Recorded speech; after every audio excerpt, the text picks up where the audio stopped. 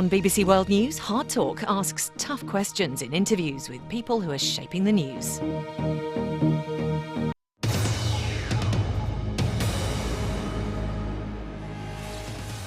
Hello and welcome to HardTalk. I'm Shaun Ley. 17 years after the Taliban was driven from power by a US-led invasion of Afghanistan in the wake of the 9/11 terrorist attacks, the United States and the Taliban are talking peace. Amrullah Saleh, former spy chief, now vice presidential candidate, is among the skeptics. Peace in Afghanistan, he says, won't come unless Pakistan stops pulling the strings. With 45,000 Afghans who served their country dead in the last 5 years and the Taliban still fighting, isn't it time for this war-exhausted country to give peace a chance?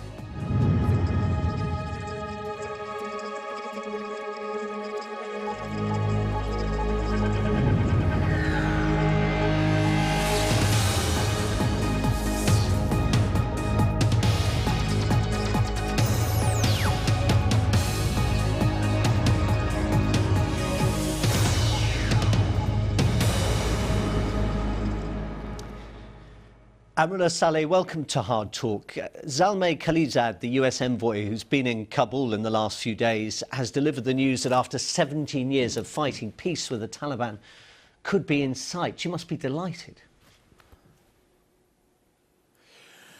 Well, you are right. The demand for peace is in the veins of every Afghan, but it is the modality of how we negotiate and also what type of peace we achieve is controversial.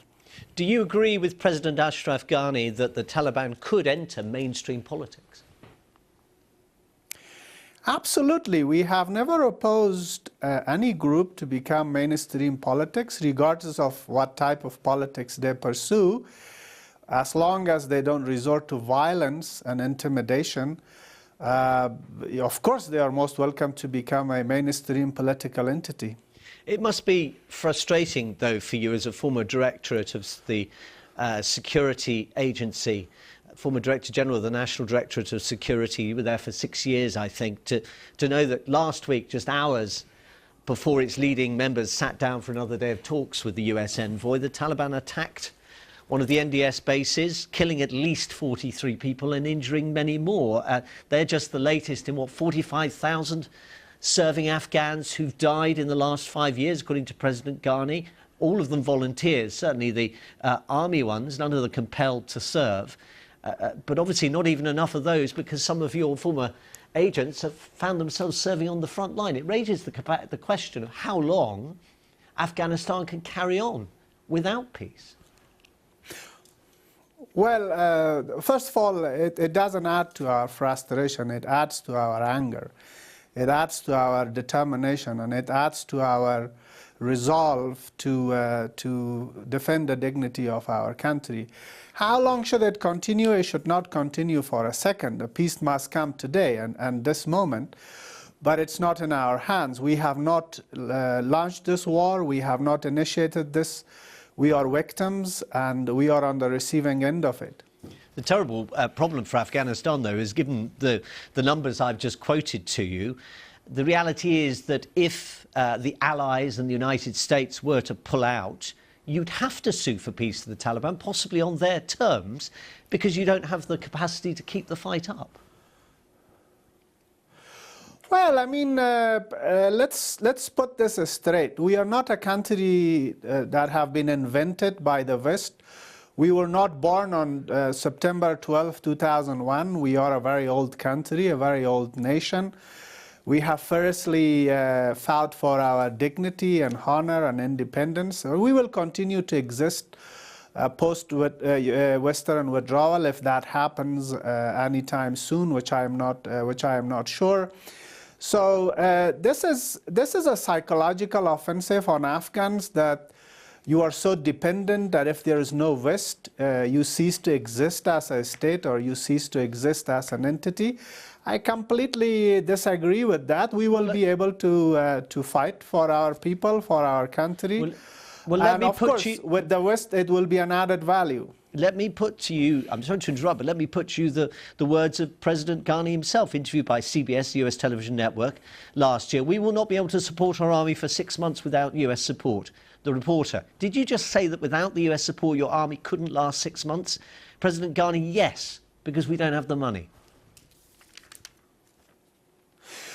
Well, we have not necessarily defended all along our country with money and with donated metal. I mean, there are other values and there are other, solid values in this country which we can mobilize to defend our country. Probably President Ghani then meant that if we are to conventionally defend the country, we need the assistance of the West. I do not disagree with him that we badly need assistance of the West because we are in the frontline, global frontline fighting terrorism, fighting radical, fanatic extremists. That's true. But to say without the West we will not be able to put up a fight for our dignity is wrong. Even with the West, you're struggling, aren't you? All the statistics suggest that after 17 years of this particular war, and goodness knows Afghanistan has had to endure war pretty much on and off for the last 40 years, nearly half of the country is not in the control of the government. Well, I completely refute that BBC statistics, half of the country. It's not, I don't know me, it's where not you BBC got that statistics. I can tell you exactly where I got that from. This is from the report of the Special Inspector General, who is appointed, as you know, by the US government to assess the reconstruction. And the figures they gave, and these are dated January the 31st, 2018, were that a total of 56.3% of the Afghan districts were under Afghan government control. That leaves best part of 50% not, doesn't it? Well, that's a joke. I think you mean Cigar. They are sitting behind desks in Kabul and they don't have people in the field and they are not traveling around. I disagree with their statistics. Let me tell you how I measure control of the government. First of all, if you look at delivery of services, we provide in one way or another services to over 85% of our population.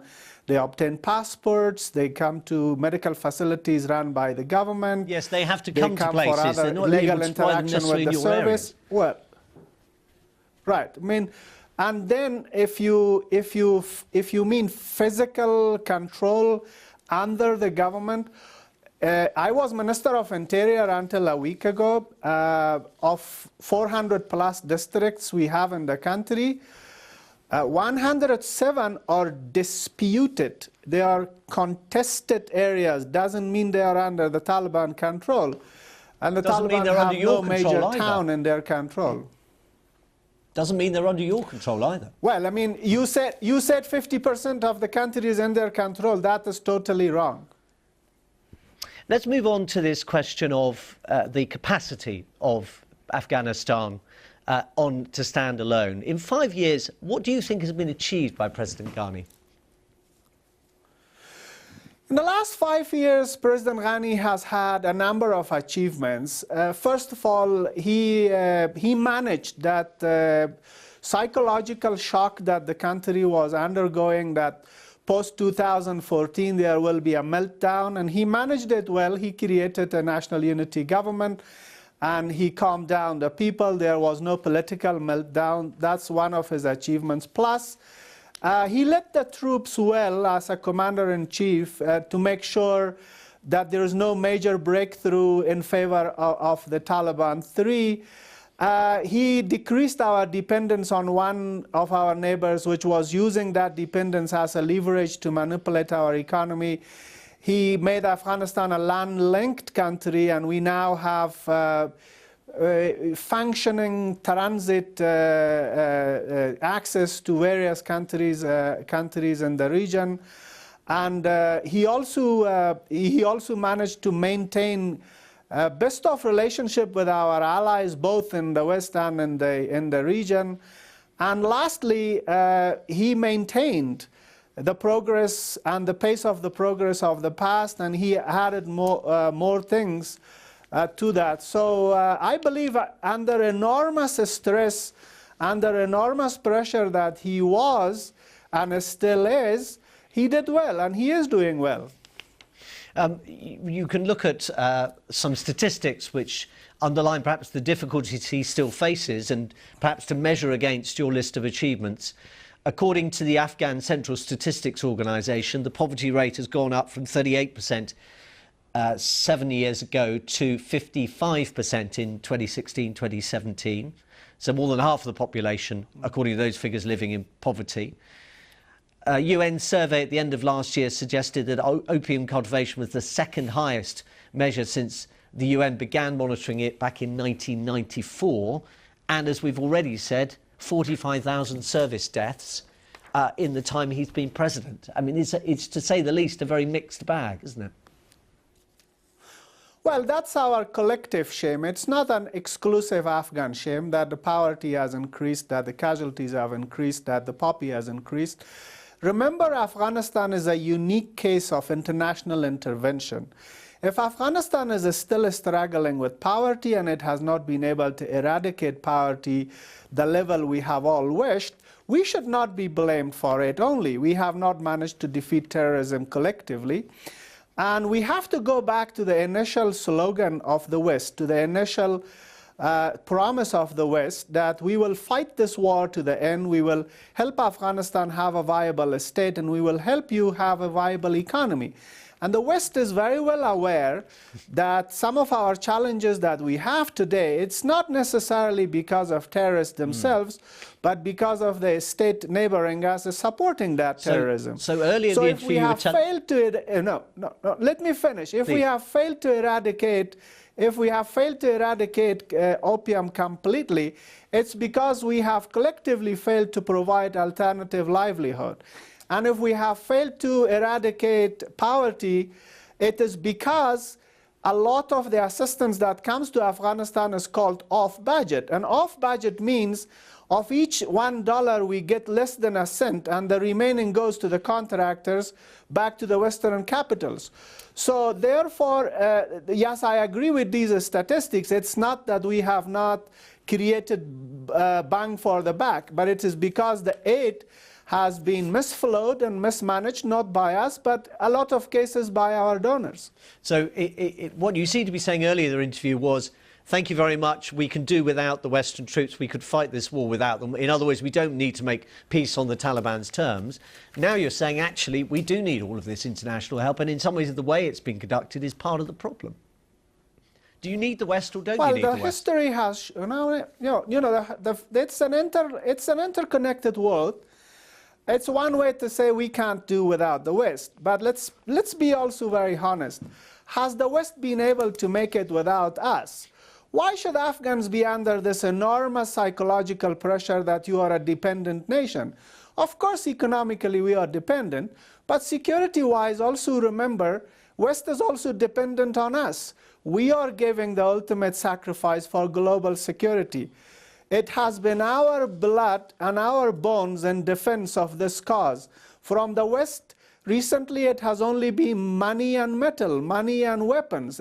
We are giving the sacrifice. So please make sure this is not considered a charity case.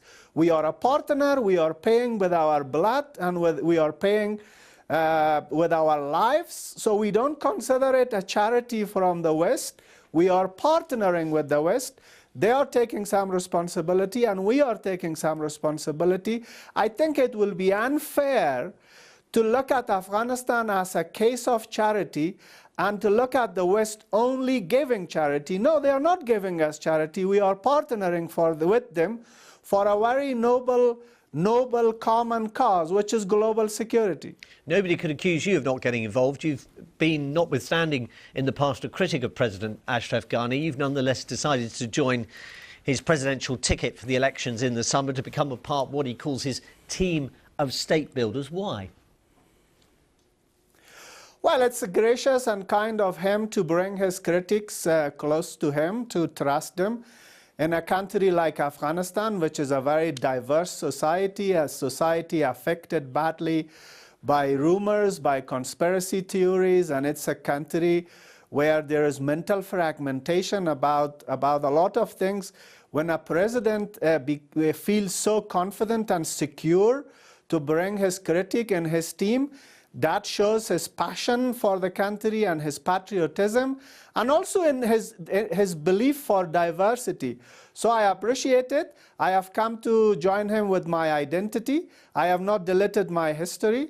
I have not regretted my critique of him, but I am very grateful and thankful of him for opening up the palace and his team and bringing people who have been criticizing him. So, because he believes we are Afghans regardless of where we are, and the Afghan unity is paramount for creating a strong state. And I believe he is a state builder, and I am very honored to join him build a stronger state. Last April, after an attack in Kabul which killed 25 people, you put out a tweet which said, "Islamic State, or Daesh as it's often known, in Afghanistan is fake." Why do you believe that? Well, because I am an Afghan and I have been intelligence chief, I have been Minister of Interior, I have done a lot of research. The ISIS Khorasan is very largely fake. It's not migrants of the mainstream ISIS from Middle East who have come to Afghanistan. For the Pakistanis to present the Taliban as good boys, they have created another terrorist group called it ISIS-K in order to show that the Taliban can be good terrorists. In fact, the Taliban are like the Microsoft of the so-called ISIS-K, Islamic State Khorasan. They are fake. Defeat the Taliban, there will be no Daesh. Defeat the Taliban, there will be no Al-Qaeda. Defeat the Taliban, there will be no infrastructure left for manifestation of terror in any form in the future. Let me put you what Fawad Chowdhury, Pakistan's information minister, tweeted last month in response to your comments, some of your comments criticising Pakistan and also suggesting that Pakistan was talking up the IS threat in its own interest. He said, trivialising the threat of IS is to live in cuckoo land. The new Afghan Interior Minister, which was then you, although you only were in the job for 17 days because you resigned to fight this vice presidential job, he needs a reality check. Decide if you want Pakistan as a partner or as a scapegoat for your own government's failures, Mr. Minister. Time to get real and give up phantom thoughts from a paranoid mind. Are you being paranoid? Well, not necessarily. Even if I am paranoid, perhaps as an individual, but they are paranoid as a state. And his tweet is very indicative of the paranoia within the state system. When an Afghan speaks the truth, they find no other solid fact except to attack that individual personally, which shows how vulnerable and how insecure they are.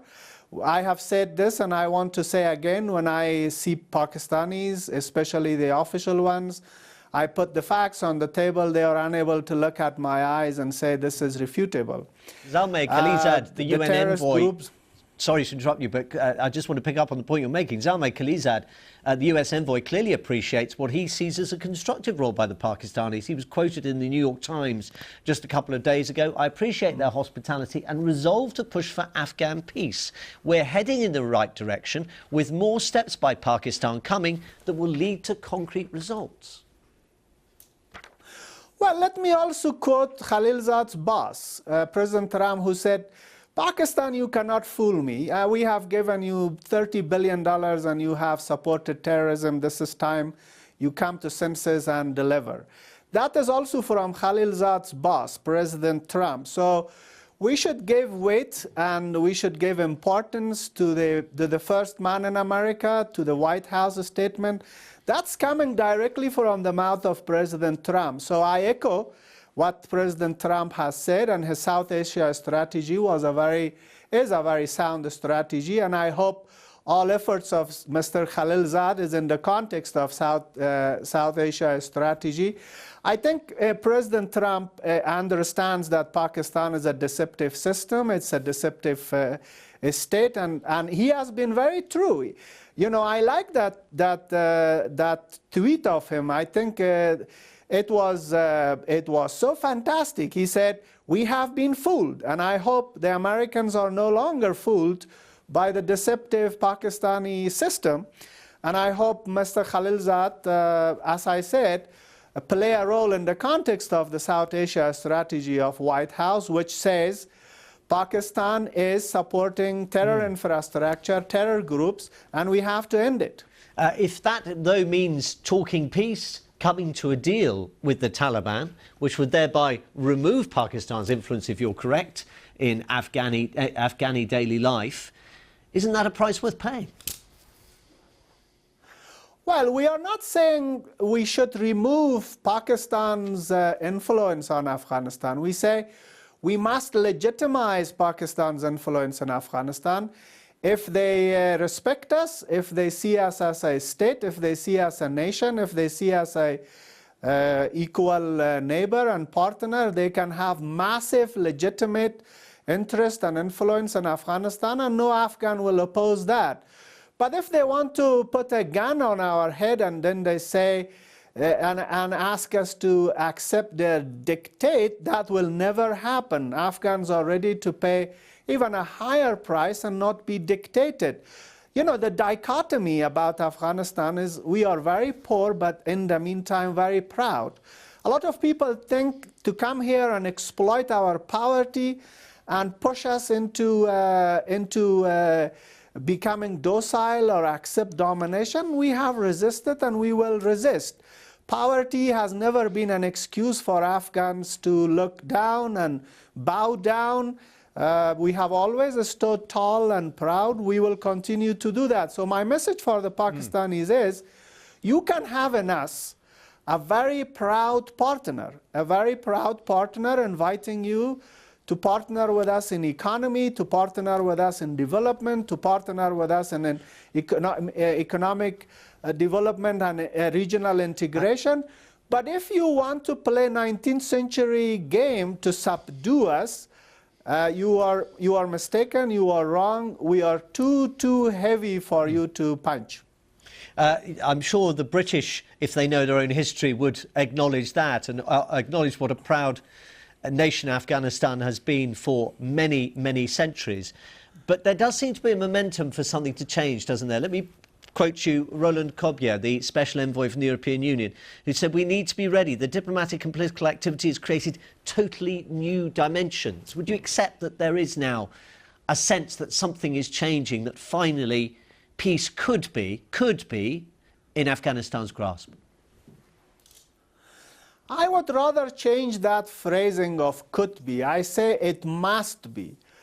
The very moment we are not subjected and condemned to humiliation, the very moment we are treated as a state representing Afghanistan, we are ready to ink an agreement to safeguard the dignity, honor, and national interest of Afghanistan. But not if not an sorry to unequal interrupt you, agreement is not an agreement which has been dealt with behind closed doors by a US envoy and representatives of the Taliban in Qatar, where Afghans have not been present. Is that what you're saying? Well, I think that's a big mistake. United States is stepping over its principle of not negotiating with non-state actors. I still believe that's a wrong thing to do, to elevate a non-state actor and to sit with them across the table, and while knowing that they are responsible for deaths of thousands of Americans and tens of thousands of Afghans. But United States is a superpower and there's not much we can do to influence them. What we can influence is our own behavior, the Afghan behavior. And the Afghan behavior and the Afghan character and psyche is very clear. We will not agree to sign an unequal agreement which will undermine the sovereignty of Afghan state over the entire territory of Afghan land. Amrullah Saleh, former Interior Minister, former Director General of National Security, now Vice Presidential candidate for this year's presidential elections in Afghanistan. Thank you for joining us for Hard Talk. You are welcome. Thank you.